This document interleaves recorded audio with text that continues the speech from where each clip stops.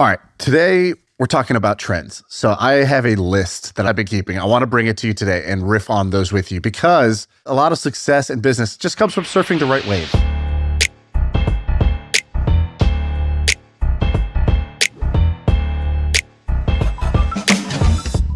I think founders like to believe that it's our own genius that's causing our success. And when it's failure, then it's market conditions. And actually, often it's the opposite. It's the market conditions that can create success or really amplify your success. And I've learned the hard way that the most important thing is finding the right wave to surf. Have you ever been on the inside of a product that has taken off like that? I haven't. But like I've had friends who they'd be texting me as it was happening. But have you ever seen that? Yeah, a couple of them. There's one that we did recently that I invested in my friend, and they're doing I don't want to say the thing because the trend is like still going. It's still hot right now, but it's a health supplement. And so like, in the health world, there's just like every few years, there's a new diet trend. There's a new a few years ago, a big thing was like leaky gut. And it was like, oh my God, gut health, leaky gut. I got to do something about that.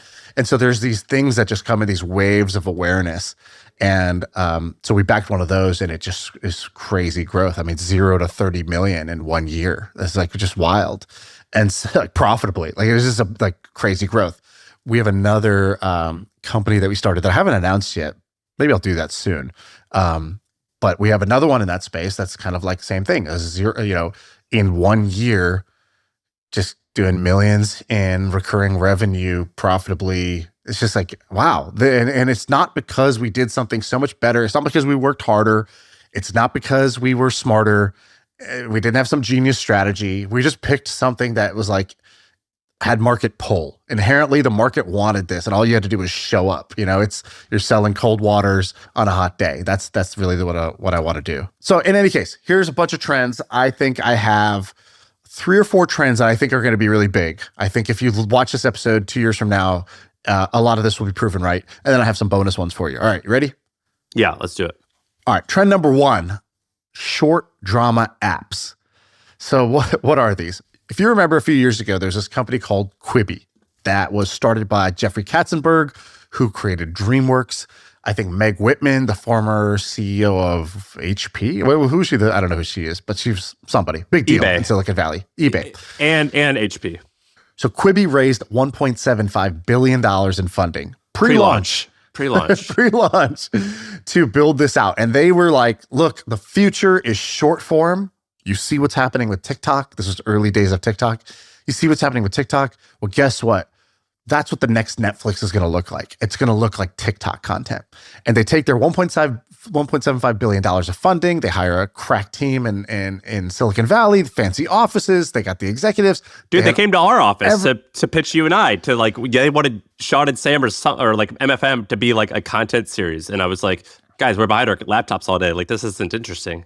They were like, we need you guys for Business Unscripted. And we were like, what? What does that mean? They're like, it's a category. We're like, we're in that? They're like, okay, never mind. So they wanted content. They needed content on the platform. Anyways, Quibi launches, fails in under a year. So 1.75 billion, all this talent, all the resources, all the brand name. The guy created DreamWorks. In under a year, it folds, didn't work. And they were mocked. And I thought that was kind of nonsense. I thought it was a great, that's, you take swings. Just in the arena, doing stuff. Yeah. I mean, they tried something, who am I to mock them for that? People don't like when people with pedigree and resources go after something. They like when you're the underdog. So the consensus opinion since then has just been Quibi equals failure, that whole category, failure. Well, quietly, in the meantime, a handful of apps have basically run where Quibi crawled, and they are doing pretty much exactly the same thing, but to tremendous success. I don't know if you've seen any of these apps. Can I tell you about some of these? Tell me. All right. So they all started in China. They're Chinese companies, but they're big in the United States. So for example, I'm just going to tell you the revenue of the top 4 apps. Revenue of the top 4 apps. 150 million, that's number 4. 160 million, that's number 3. 275 million annual. And the top one, $315 million. Okay, that's insane. Isn't that insane? Okay, That's so insane. how do these work? So I downloaded a couple of these. I watched them. Now, what they did that was very, very smart was they realized the American consumer is pretty much an idiot. And what Jeffrey Katzenberg did wrong was he tried to give people what they should want rather than what they do want. And what they should want was well-made, these series that were really cool, premium. Hey, we're not going to do that short form, just rubbish. We're going to do Netflix original level content, but just made for your phone, 10 to 15-minute episodes, and you'll pay for it because otherwise, how are we going to fund these things that are like millions of dollars? Artsy shit. So these guys came out. I'll give you an example of one of them. So one of them is called Drama Box. The other one's called Real Short. And I'm just going to show you the first one on this. Can you read the title of that? Yeah, it's called Pregnant with My Brother's Baby. And I didn't just show him, Cornhub. This is a real thing, right? So these are all, it's kind of trashy soap opera style stuff. Now, what they did differently was the key changes from Quibi was free instead of paid. So Quibi was a subscription you had to pay for. This is free, but you pay to unlock more episodes. So you get hooked on one of these little dramas, and then you sort of buy coins to unlock the next episodes once you get hooked. So they lowered the friction. The next thing was they did kind of trashy TV. They did, Hallmark and Maury Povich have a baby. That's the type of content that this is. Like I watched one, honestly, wasn't bad, to be honest. Not gonna lie. Like it's bad, but it's not like I watched 4 episodes. I probably only needed to watch one for my research. And the episodes are only 90 seconds long. So it's not that big of a commitment. All right, my friends. So a lot of you guys who listen to the show, you listen because you want to start a company, but you're not sure what idea to choose, or you may not even have an idea. And you like our podcast, My First Million, because we've done a lot of the work for you on researching all these business ideas. Well, my friends, we've made life a lot easier for you because HubSpot, they just put together an entire list of all the resources that you can use to find a market opportunity to validate for your next business idea. So if you're looking for a market size calculator or tools to identify market trends or a huge list of ideas to get started, so if you're interested, there's a link below, click it, and you could have access to the whole thing. It's completely free. Now, back to the show. Whenever I think of these, I think of on Wedding Crashers where there's a Jamaican guy. He's like the butler, and they're like trying to like bother him. He's like, "Hey, I'm watching my stories, man." Like it's his time to watch his soap operas, and like you can't interrupt anyone when they're watching their stories because the soap operas are so good. And you know that we talked about this. We talked about this in 2019 or 2020, right? What do you mean we talked about it? What did we say then? So we talked about it in a few ways. The first was there was this massive trend of these. This was when YouTube was, obviously, it was not up and coming. It was already up. But in 19 and 18, there was these guys making these somewhat tacky dramas.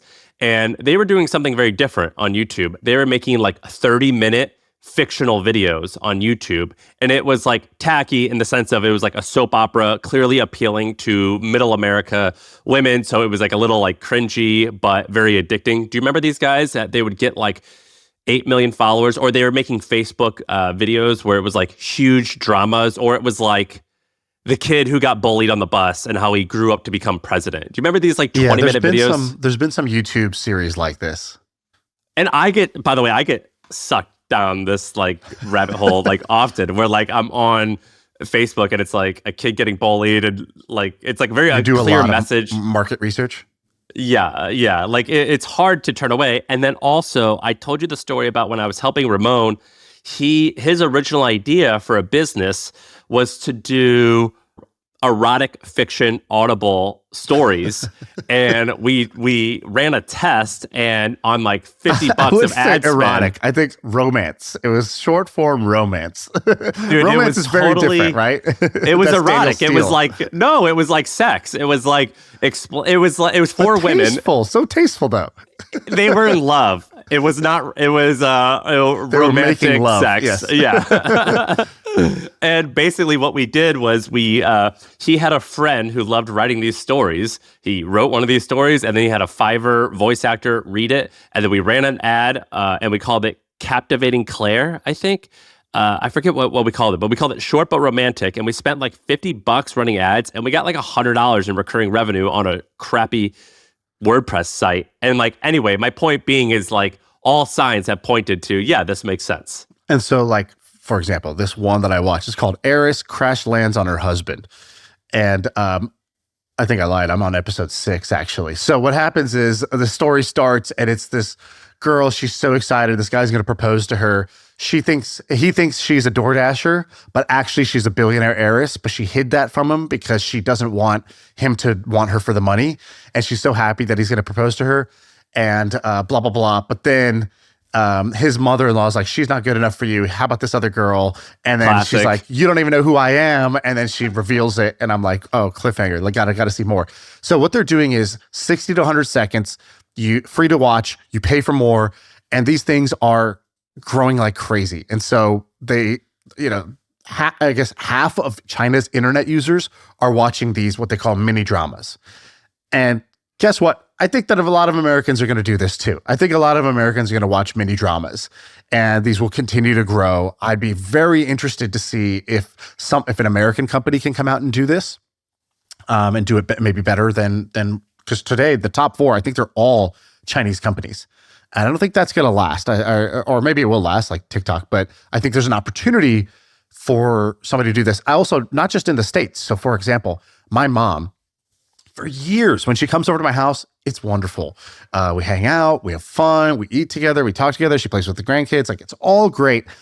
But then there's this moment at 9:30 at night where I just hear the most annoying sounds on TV. And it's these special effects coming from what she likes to call her Pakistani dramas. And it's basically soap operas from Pakistan that she likes to watch. And she's Indian, but she's like, they make the juicier stuff. They make the better ones.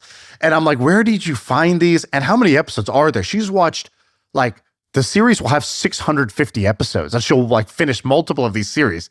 And it's not just her. All her sisters love this. And they're just watching these on YouTube today. And they're like, 15, 20-minute episodes. And so I looked up some of these, and like, if you go look at their YouTube channels, the top 10 of these will have like 4 billion views. I remember when people were talking about YouTubers, and I just remember being like, this is a long time ago, but I was like, I only watch a YouTube video when somebody sends me a link of like a funny clip from Saturday Night Live or a basketball highlight. Like, I don't just go to YouTube and browse to see what's on. I thought that was a wild, weird behavior that people were doing. And sure enough, now I do that every single day. I do it every day. Every single day. Like, I think it's a man thing, by the way. I think it's a young person thing, and then people our age, it's only men. But did you think you would do that when you first saw that people do that? Because like, no, I had like the same thing of watching video games. I don't even play video games, but sometimes I'll watch people play. I had a Twitter account for years before I ever tweeted a single word. I was like, oh, why would I ever just tweet? I'm not going to try to do that. Like, I'll just consume. And so like some of these behaviors actually take a lot of time to kind of propagate. And it's sort of like in the tech world, they say like, what the nerds are doing on the weekends, we'll all do in 10 years.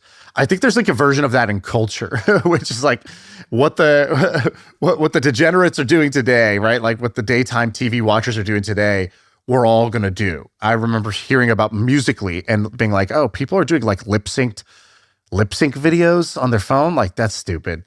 And then sure enough, TikTok buys Musical.ly and becomes huge. And sure enough, you're now making videos for your lip syncing, and you haven't shared it here, but we all know you do it. What's another one? All right, next trend that I want to do is one that you probably know a lot about. It's a fitness trend. Trend number 2 is rucking, which is, first of all, just an amazing word, rucking.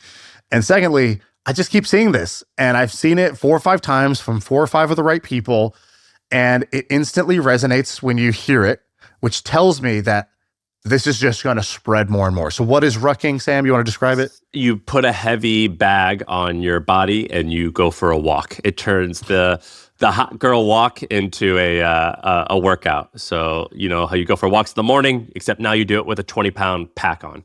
You either wear a backpack or I like the ones that are like the weighted vest. It's like a bulletproof vest looking thing. Like so that's the downside. of all this, by the way. I do, like, particularly when my daughter, when she was born, and it's like, you know how when you want to get steps in when the kid goes to sleep because they're sleeping all the time. That's when I really got into it. I would first of all, I screwed up. I would put a 40-pound vest on because I thought that was like, well, more is better. And then your back is like killing. So I'm like, all right, no, 20 pounds is more than plenty. And then you just walk. But if you put your heart rate, I would put my heart rate monitor on. An hour walk, it would be 120 beats per minute, which is like a pretty like hardcore walk. And it didn't feel that bad. So it basically supercharges a walk, so you get more fitness out of a leisure activity. Yeah, exactly. There's these charts you could see, like I'll put this up on YouTube, but it's basically calories burned. So in the same amount of time, just walking, but wearing the Rucking vest, you will burn about like 200 more calories. So, which is enough to put you like if you did nothing else different, you might go from, surplus to a deficit or break even to a deficit. And it's not significantly harder. Deficit. It's not significantly harder, right? And so I think this is going to be a big trend. It's sort of like pickleball, where pickleball was the much more accessible version of tennis. I think that Rucking is one of the most accessible versions of fitness, because my parents in their 60s will go for walks. And I think that over time, if you realize that, hey, if I wear this 15-pound vest, I'm getting much more of a benefit without having to like go learn a new thing or do a new thing, or add in an extra workout. I think that's going to be really popular. Like, I want to buy one of these. And then I looked at some of the brands that are taking advantage of this trend, right? Because you see people talking about this. You see Huberman and others talking about how Rucking is really good, how there's like this thing, low intensity, steady state cardio, which is known to be like really good for fat loss. And it's basically just like walking at a moderate pace for like 40 minutes or 45 minutes for like a longer period of time, and how that's actually better for weight loss than like, traditional high intensity cardio. And so then you go look at these brands. Have you seen this brand GoRuck? Do you know about these guys? No, let me look at GoRuck. The issue that I've had with a lot of these packs is, like, I would do my walk sometimes at night, and it looks like I'm wearing a bulletproof vest. And like, the issue or the benefit? Because it's like the main reason I'm trying to get one. Dude, they like people would see me there one walk in particular, I was walking at night and people kind of stared at me funny. And then Neville saw me out on a walk. He goes, dude, you look like you're about to go like on a shooting. You look like you have like a bulletproof vest on. And I was like, man, everyone's been staring at me because it just looks very intimidating. That's true. You do have I got the look vibes. Yeah, I had the look. And so I actually went and bought a different one that looked less like bulletproof vesty. And so this company, GoRuck, it looks like they make they're basically backpacks, right? They do it as the back. I think the backpack is their hero SKU, but they have the vest too. I was interested. I probably wouldn't have even realized they're looking at me for the wrong reason. I would have thought they all think I look so cool, and that's why they're staring at me. Like, dude, if I could wear like a Superman cape and get away with it, I would. Like, why would I not want to feel like a superhero or like a Navy SEAL? So this brand was started by, I think, he's an ex-military guy. I don't know if he's a Marine or what he was. And he was like, yeah, like this is like a big deal in the Marines. And so he created this brand called GoRuck, and he started partnering with these kind of fitness and toughness influencers. And a toughness influencer?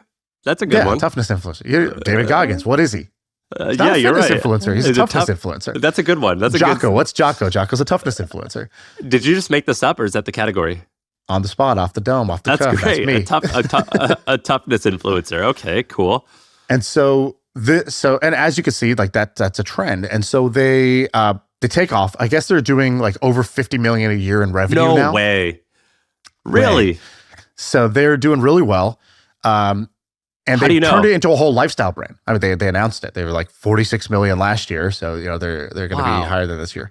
So they also do shoes and shorts and like shirts. Like, it's a whole like lifestyle brand now. And I think this is really smart. And I think a lot of people do this. Now, where's the opportunity? I think the opportunity is go look at the prices on their website. Like, how expensive is their like ruck bag? $450. Correct. $420 for just one that I'm seeing here. My friends, it's time to undercut. I think if I was going to enter this space, I would be trying to go be the lowest cost, good enough solution, which is never a sexy pitch, right? The sexy pitch is we're the highest quality, most premium, most unique, made in America. That's their pitch, right? $450 backpack. That's great. And there will be somebody in that category. But guess who makes more money? The good enough at the more accessible price point almost always makes more money. Like when we were hanging out with Mr. Beast and he's like talking about chocolate and he's like, yeah, Hershey's or whatever. And all of the people there were basically like rich people who either don't even grocery shop for themselves anymore or like only eat Whole Foods. And we were like, we like Hue chocolate. It's like, I like their cashew butter, you know, like $7 chocolate bar. And he's like, yeah, their chocolate's great.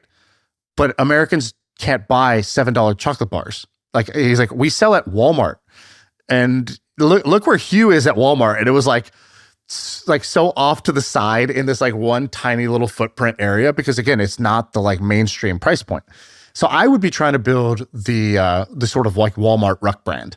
And I know that's not really sexy, but it would work very well. Do you remember Echelon? So when Peloton was really popular, me and I don't think you went, but for some reason I was there with Moyes at the CES, the electronics show. And there was this booth for this fitness like bike called Echelon. And it was 100% identical to Peloton. There was only one difference, is that it was half the price. And it was called Echelon. And I think they got sued by Peloton, but they still exist. And everything that Peloton has, Echelon has. It's just literally half the price. But Exactly. It's the same logo. It's the same everything. Dude, have you ever seen Echelon? Yeah, because they're at Costco. They are the hero fitness product at Costco, and which is again the same thing, like the Costco price point. And what they did was they just like, oh, Peloton, great. Okay, we got the trend.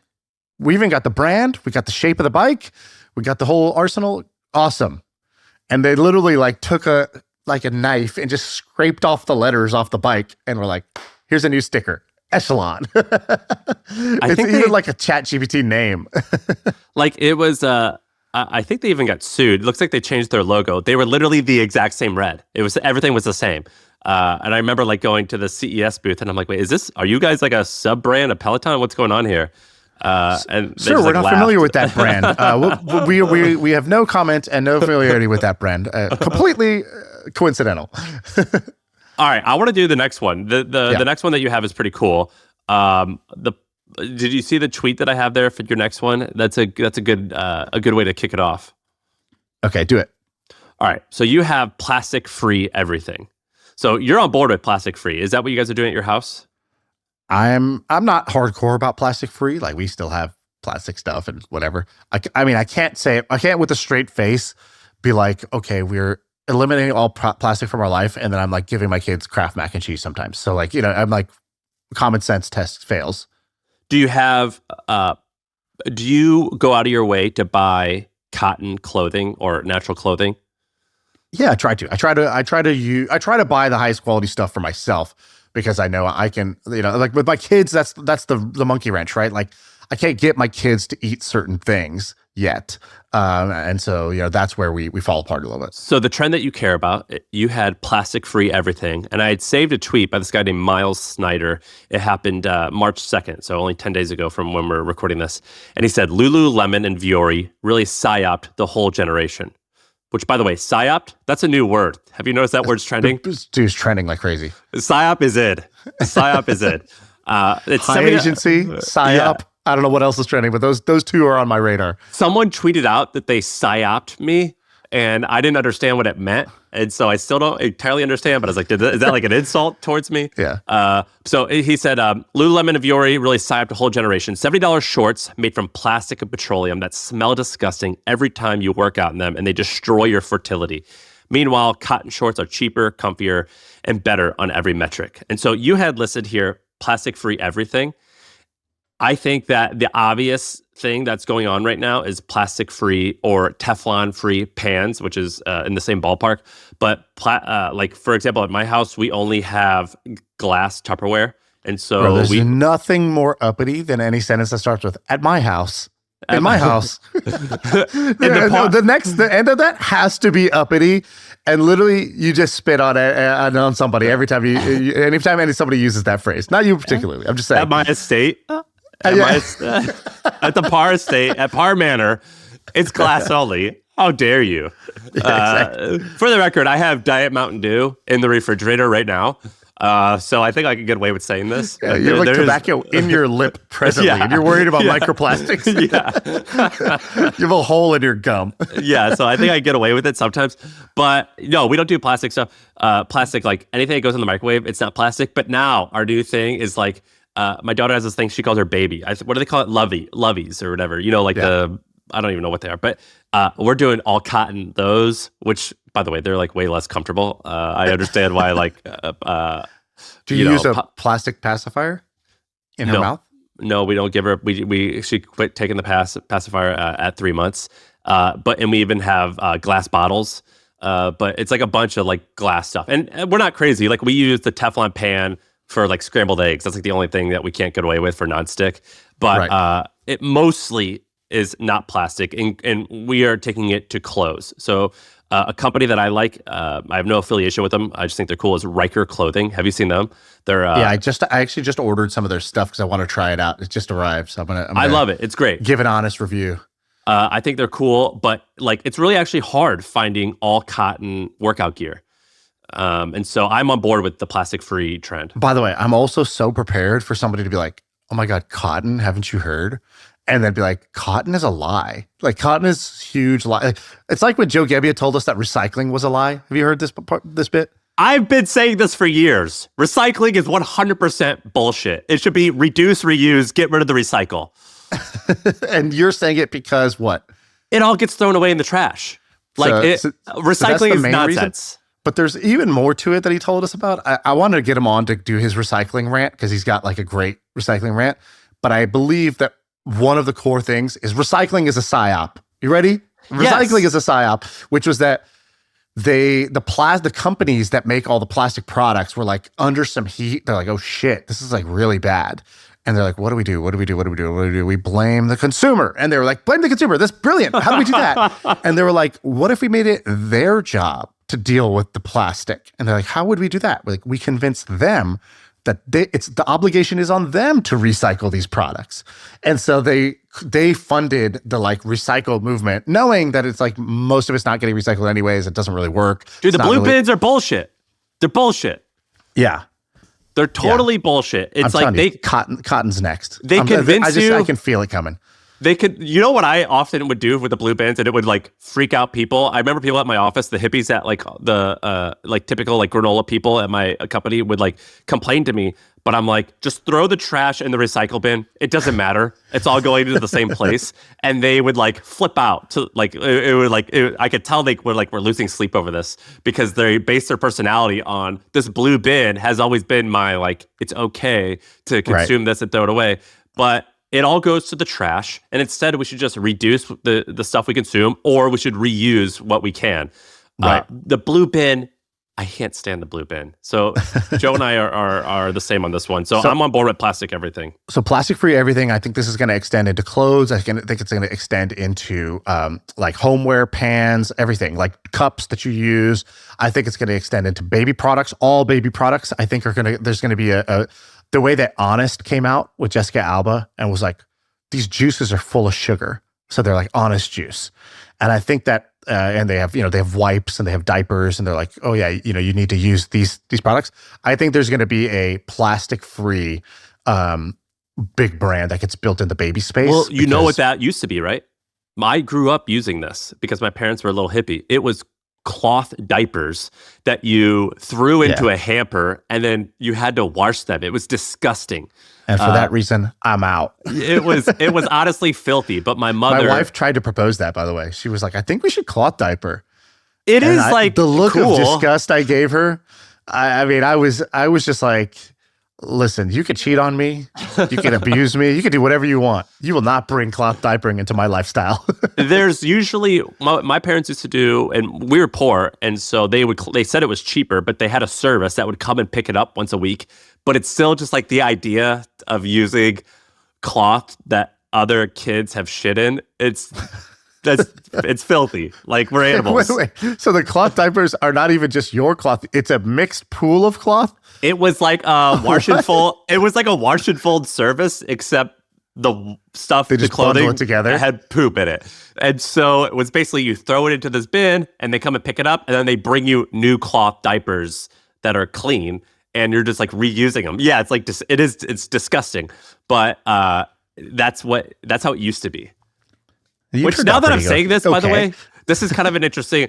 We had Jake on, or Zach, whatever, the young guy the other day who talked about how he thinks of ideas through Zach, same thing. The kid. We had what was it? Zach was his name. Yes. We had Zach on, and he was talking about how when you ask him how he comes up with ideas, and he's like, I just think about what would be awesome in an ad. And a cloth diaper is like revolting, but it is clickable and it is interesting. So I actually am on board with cloth diapers now. I just talked myself into it. Okay, sounds good.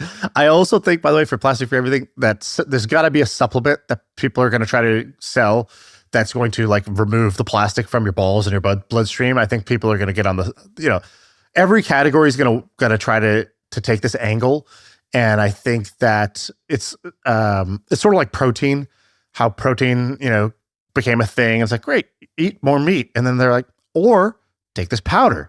Or you want protein chips? How about protein cookies? How about protein brownies? How about protein everything? Protein waffles, protein pancakes. And so protein just made its way into everything on the protein wave. I think somebody's going to do that with protein water yesterday. It was amazing. What is protein water? It was basically water with it was a scoop that looked like lemonade mix. And it was high protein, and it sounded filthy and disgusting, and it was delicious. That's how I drink my protein shakes. I just scoop in water. It tastes just like that, because that tastes nasty. There's something cool where you think creamy and protein, that for some reason that's okay, but fruity and protein, that's just unacceptable. Do you know what I mean? So this was fruity, or this was? It was fruity. It was lemonade. But you said unacceptable, but you liked it. Yeah, I loved it, but I had to get over that barrier. Right? Was that really hard for you? Do you want to talk about that? I had to watch it a motivational talk to figure out how to. David Goggins definitely had to hype me up. How bad do you want it? We fight for these inches. All right. So next one. Ready? There's another health trend that I think is going to be big. Have you ever heard of anybody who's doing nervous system work? Our most popular retreat at Hampton is called Nervous System Reset. And people go to the woods, and we have a facilitator who guides these things. It's very, this is totally a niche thing, and it was really smart of you to call this out. So go ahead. Okay, great. So you're already on this. My spidey sense is tingling. I'm hearing a little things. It's the new leaky gut. It's the new leaky gut, because who doesn't want your nervous system to be reset or to be calmed down, right? It's like this thing that's so central to, literally, it's your central nervous system. It's so central to you. You have your vagus nerve and all this stuff. So I first got hooked on this because my trainer was telling me about this. He was talking about when you work out and when you eat, it's not just about what you do. It's about the state that you're in, that your nervous system is in when you do it. I'm like, what do you mean? He goes, well, you have these two modes or modalities for your nervous system, parasympathetic and sympathetic. You're familiar with this? Yeah, I know what those, I've heard those words before. Okay, I can't teach a class on this, but I vaguely. Here's my bro science, okay? My bro science for this, which is probably half wrong. But basically you have two core modes that you could be in. One is your fight or flight response. So this is where adrenaline, cortisol, you have these hormones that get released, and they're not just bad, right? People say cortisol is the stress hormone. Well, stress is good in certain scenarios. Adrenaline is good in certain scenarios. You don't want to be in that all the time. That's the problem. But you need it when you need it. If there's a lion chasing you, you want to be in fight or flight mode, right? The problem is there's no lion chasing us. It's just Slack and email and, scrolling on Instagram and feeling like you're not good enough, and looking at your body in the mirror and feeling like you're too fat. And then when you eat, you're stress eating, or you're working too hard, then you're stress eating, or you're not sleeping, things like that. So if you're operating in that sympathetic system, which is that fight or flight, your body's secreting certain hormones, but then also your body shuts down other functions. So let's say you stress eat. One of the problems with you stress eat is not only do you overeat or you make poor choices, but your body literally digests more poorly during that, when you're in that system, right? Because if you're in fight or flight, the body's going to take its resources and say, guys, we're not digesting food right now. That's not what's important. We got to be doing these other things. The lion is chasing us. And so then you have the parasympathetic system, which when you're in, it's more rested, more relaxed, your body can do things like digest, it can recover, it can do other things.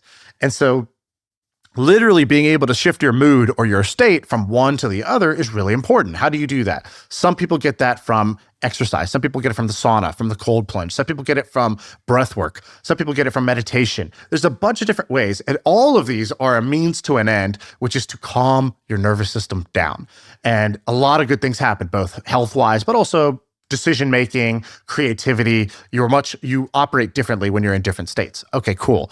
So that's the theory. That's where it first got on my radar, and I believed it, and I started paying attention to it. Well, you've been about breath work for like 4 years now, or 5 years now. Yeah, and the breath to me is like, because I'm always like, I'm not trying to supplement, or like, I'm very skeptical of the flashy hard things. So I always look for advice that nobody could sell me, really. No, you're not. You love that. You love No, like in the health space, let's say. Yes. Right? Like why did I talk about rucking? Because I'm like, oh, it's walking with a little extra weight. Cool. That kind of resonates with me. That makes sense. Cold plunging, I never really was able to get into because I was like, I just think this is like this extreme thing that's like, seems like it's for show. I don't know. It didn't really resonate with me in the same way.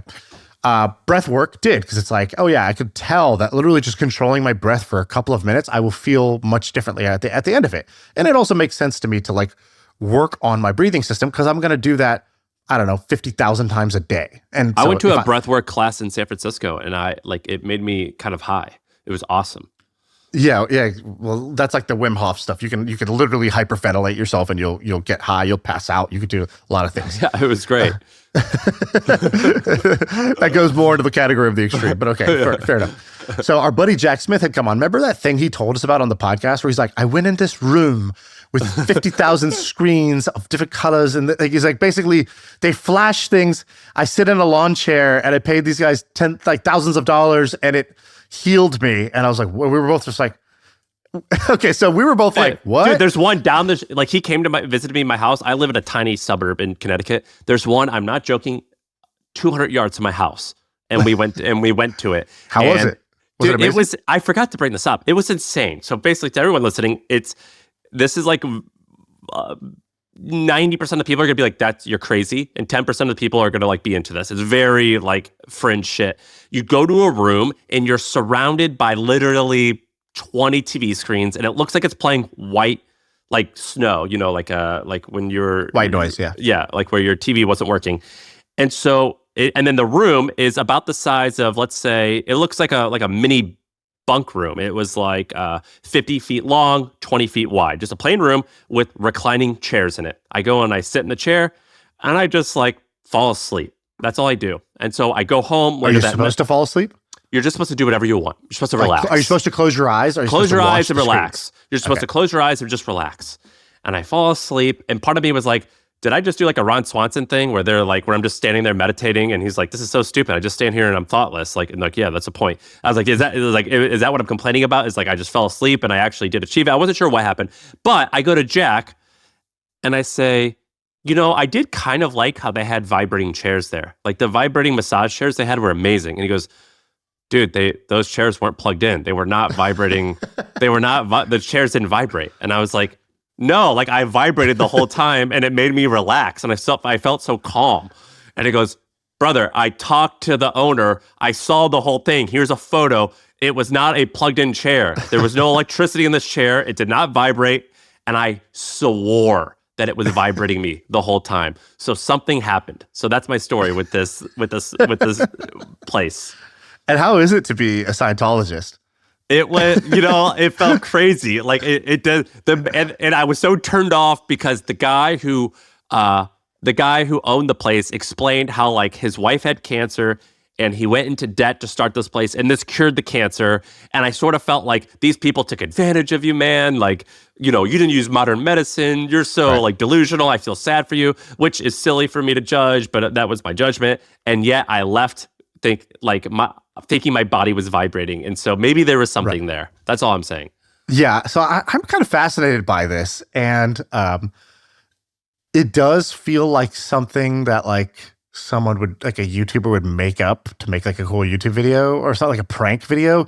It also feels like like like the Hatch in Lost, like the Dharma Initiative created this thing. So, there's definitely a part of me that's like, oh my God, this is bullshit. However, I do believe that nervous system work makes sense. And who am I to say that that's not one of the methods that would, reset, rewire, calm, change the frequency? I don't know. I don't know all that stuff, but people are really into grounding. You've seen grounding? Go stand in the grass. Is insane to me. My college friends used to be into this. So they would, after playing sports, all the basketball players would do it. They would take their socks off and they would go and they would stand in the grass because they said they used the word ions. Yeah. Something about negative ions or negative electrons were going from the earth to their body, and that was going to heal them. It was the same thing to me as like, do you remember Brett Favre promoting like copper, the copper balance band, bands, the balance band?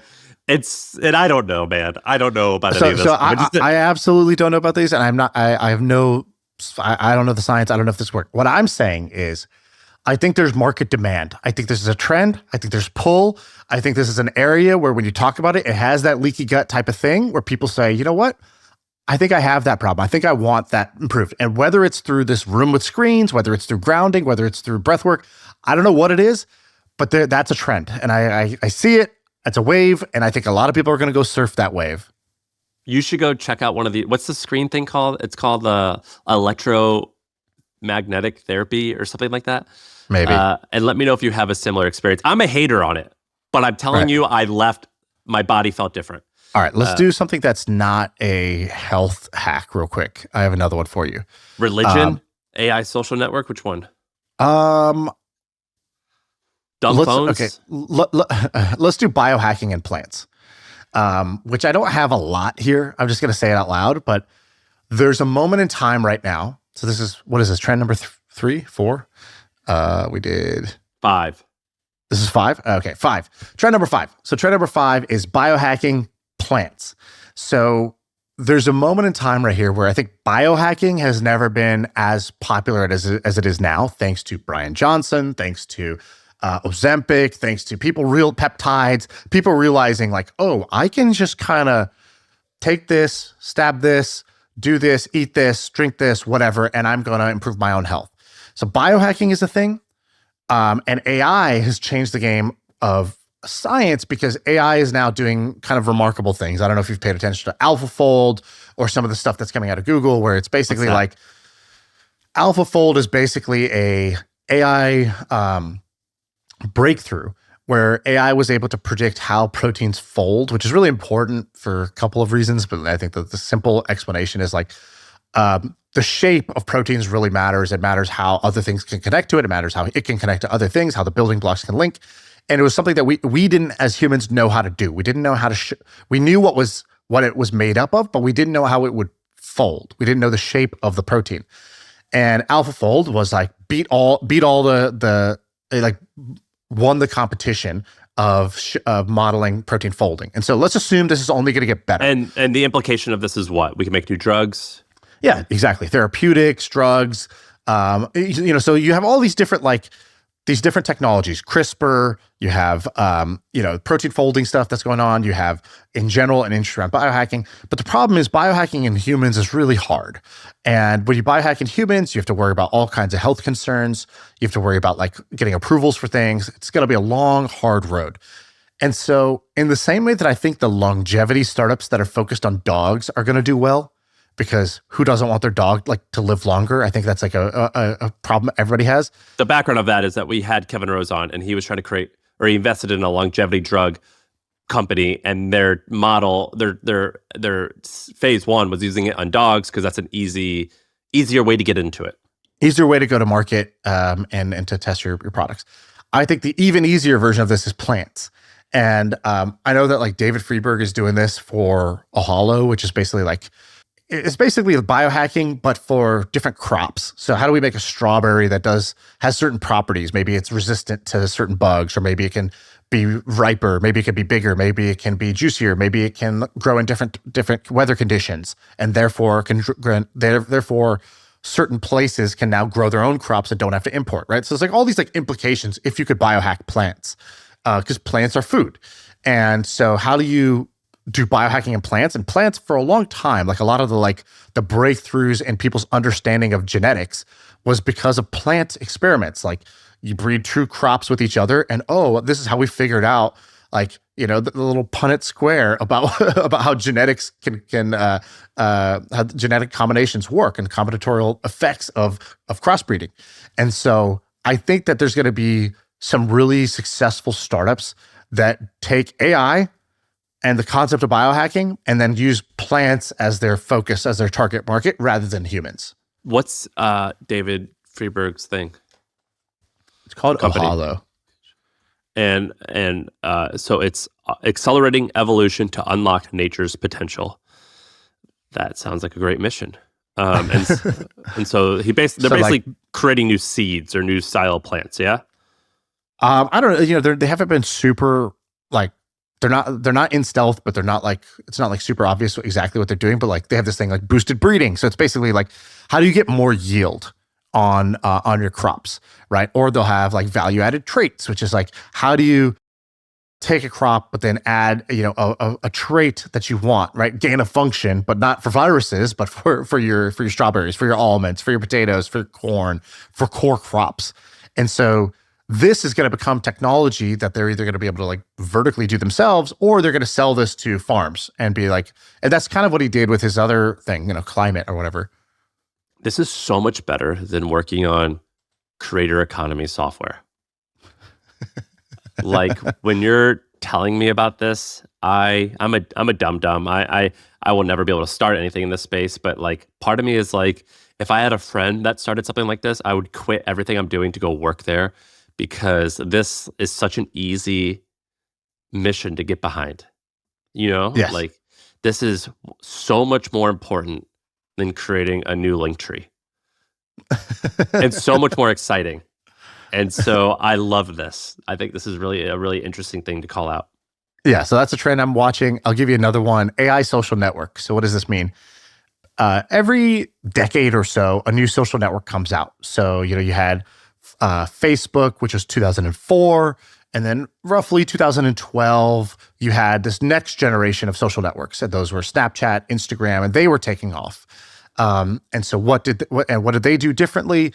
They took advantage of the new tech. So the new tech was your phone, the phone that had a camera, the phone that had a GPS, the phone that was with you at all times. And so it unlocked a new social use case. And I think that the new social use case that's coming out is AI. So what is AI going to be able to do here? I don't know exactly what this is going to look like, but I would bet with very high probability, this is a bit of a safe bet, I guess, but I would bet very high probability that the next breakout social app is going to be based on AI. Arguably, it already happened.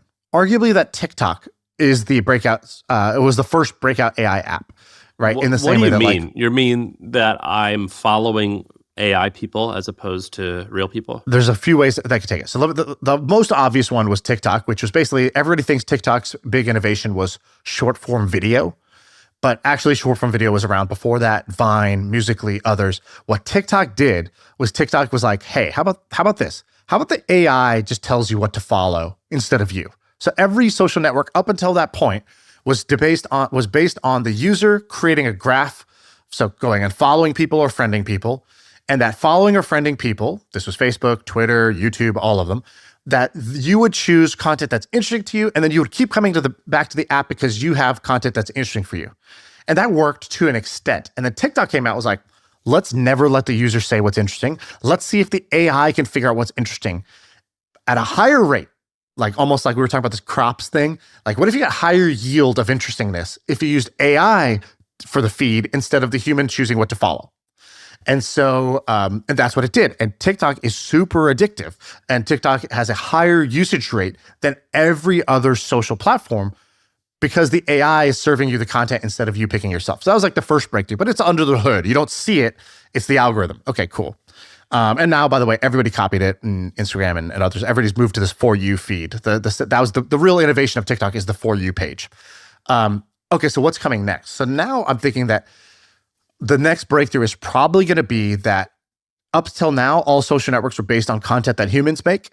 And now I think it's going to be based on content that AI makes in some way. that sounds a little far-fetched. Like, why would I want to follow an AI influencer? Well, let's first start with one example, Lil Miquela. We've talked about her years ago when they started this. Lil Miquela is an Instagram influencer that is just AI generated. It's a girl that's like, she's an AI image, basically.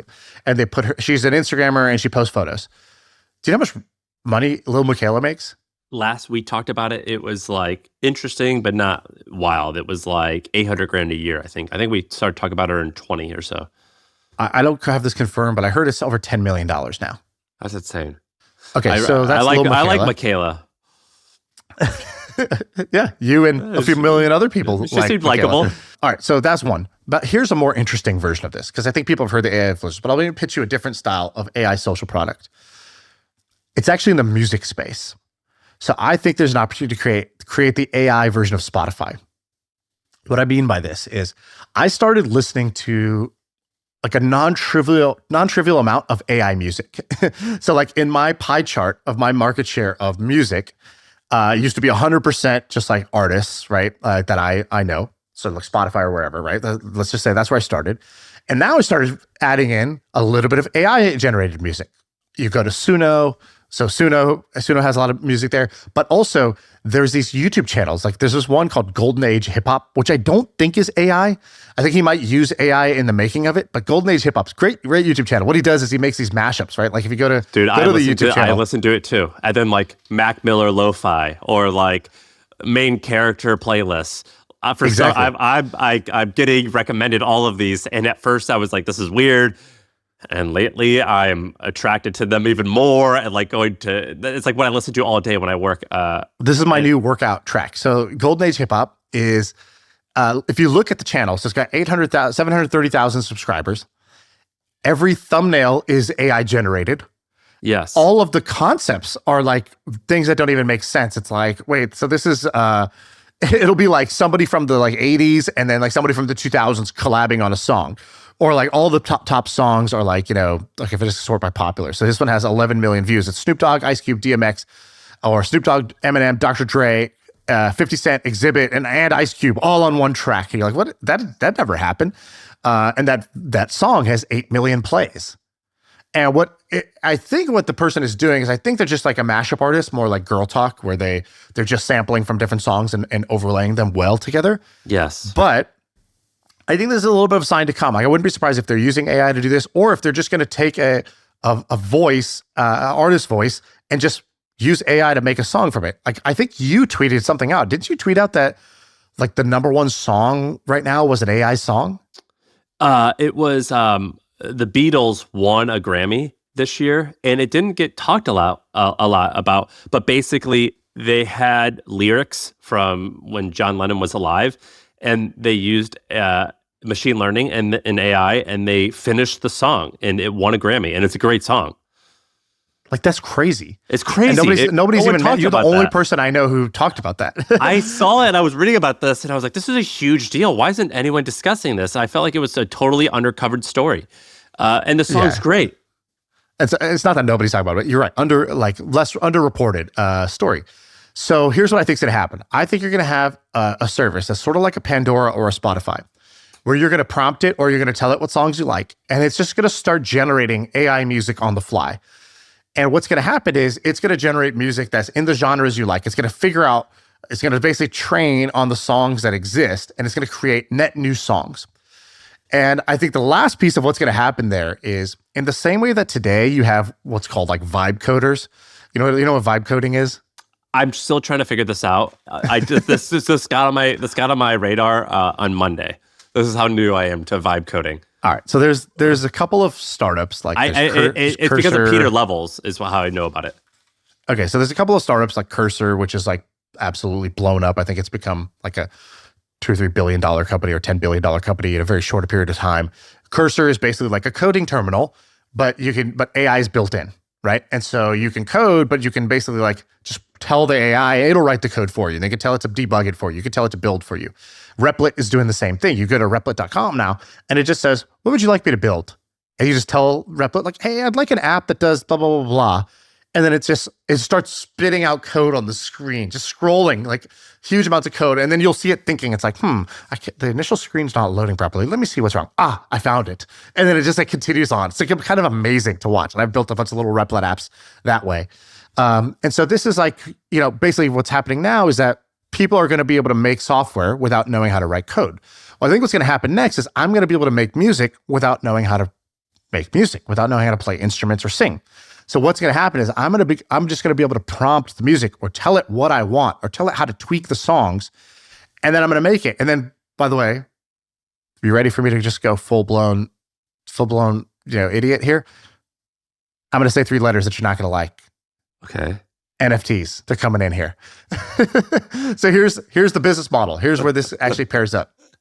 And this is not so crazy. But listen to this. So do you remember when you used to say you used to celebrate like ding ding ding, we found a use case? Is this we did now. We found a use case. Exactly. So ladies and gentlemen, we did NFT it. Use case. What is an NFT? NFT is basically any kind of digital collectible, digital art, digital property that's unique. It's a way to say that this is unique and I own this, I made this, and if you bought it, now you own this. And it shows who made it and the royalties are attached to it. This is kind of actually kind of a cool thing. If I make art in Photoshop, which I think both of us would agree is art, right? Yeah, of course. I think being able to say that I made this and nobody can say that they made it, that's important. Being able to sell my art, also important. And if you sell it, me being able to capture a royalty of subsequent sales, also cool. So I think we all agree that's actually pretty cool, as obnoxious as NFTs became to be. Now, what's going to happen in the music case is I'm going to be generating music with AI, and I'm going to be able to mint that song. So I'm going to be able to say, that song, I helped create that by prompting it. I'm going to create it. All of the artists whose music was used, I think they're going to get partial ownership of that. And now I'm going to be able to upload that track as a musician, but in the same way that like, a lot of musicians today, they're using like auto-tune and like, just like basically digital program. They're not sitting there with a guitar strumming, right? They're in a piece of software making the computer strum the guitar, and they just type in the notes A, B, C, D, and then they'll type in the chord, and the guitar just plays it. It's kind of like to a pure musician, they're like, that's not music. You're just cheating. I think that's what's going to happen next. I think with AI, and so I think the next version of Pandora or Spotify, so the next big social product that's around music is going to be about creating music using AI, being able to mint it as a curator, saying, oh, this is cool. I like this. I'll pay to create this and to own this. And then I'll share that with other people. And then I will get, like the way this golden age hip hop guy is getting 10 million streams on his songs. I think somebody who's a non-musician would be able to get that. Did I just go crazy or what just happened? No, I think that's very smart. I think you're doing a good job of looking ahead, and I agree with the future that you're painting. I think that I'm shocked so far that music has been as not with AI. It's been, and I guess this makes sense because the guys making AI are also into this other stuff. But like AI has been like coding and like just a variety of other tools, and I'm shocked that it hasn't impacted art and particularly music as little as it has. And I think the future you're painting makes a lot of sense. I think that if you were to play me like an AI Post Malone song and a real Post Malone song, I don't think anyone would know the difference. Which is unbelievable. We're already there, right? Yeah, we're already there. We're already there. And also, if I were to go to a concert, like I would be into going to a concert of a fake person. Like, do you remember the Gorillaz? Mm-hmm. I loved the Gorillaz. I listened to the Gorillaz. Are they fake? Or what's their story? I mean, I've only heard their songs, but never been to a concert. The guy who created the Gorillaz is a genius. So the Gorillaz, for those listening who are below the age of 30, the Gorillaz was a band. It was created by, do you remember Blur? Remember the band Blur? So it like a kind of a punk rocky guy, but he created the Gorillaz as like a weird like hobby, like a side project where he wrote, and this was in the 90s, he wrote songs. And then he had a music, and he sang it. He was the musician. He played all the instruments. And then he had a music video where it was cartoons and it was animations. And so for years, and this was before the internet was popular, so we couldn't like Google who was behind it. It was like rumors and like, it was like you didn't actually know, in that age how it was. You didn't totally know. You're like, I heard it was this guy. I don't know who it is.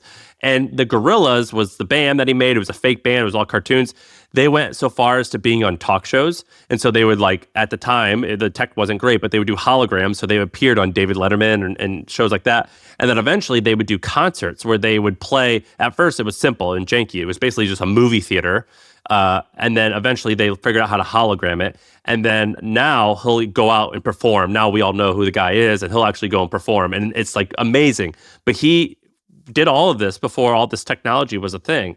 And I loved the Gorillaz. I loved them before I knew who the person was. I just thought I knew the characters, and I actually liked them, and I got to know their personalities. It was very strange. But because I was into that when I was a kid, and even as an adult, I like it.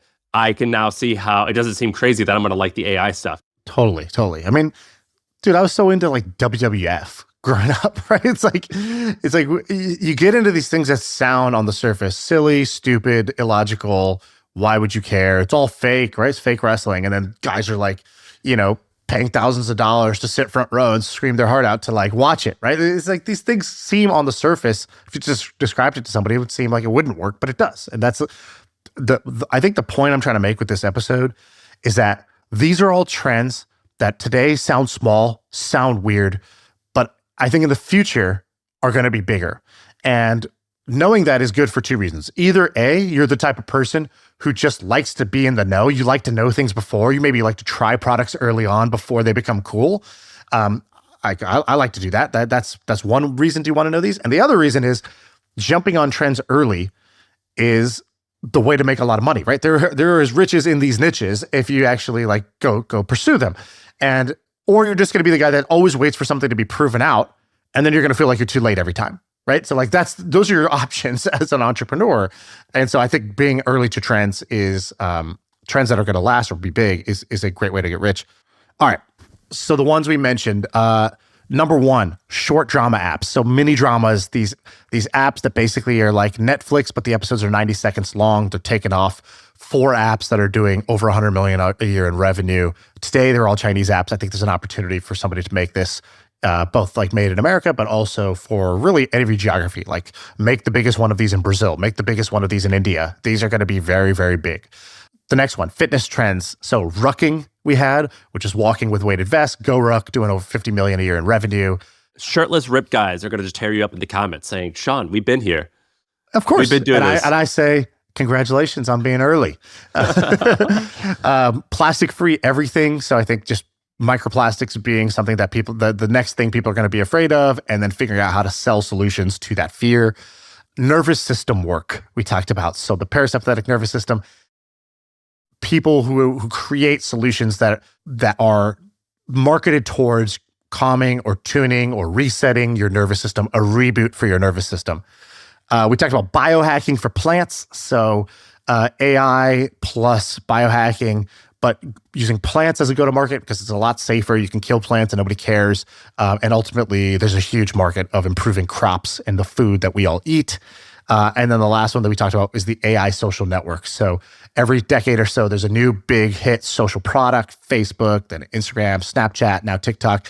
It's time. We are due for a new one. And the twist will be that the content is somehow generated with AI. I pitched a music one, but there's probably many other variations of that. That was very educational. Good job. You came with the goods. You carried us on this one, and I think you did a wonderful job. So thank you. Thank you. Let us know in the comments which trends you like in the YouTube comments, and I'll be replying to all of them. All right. That's it. That's the pod.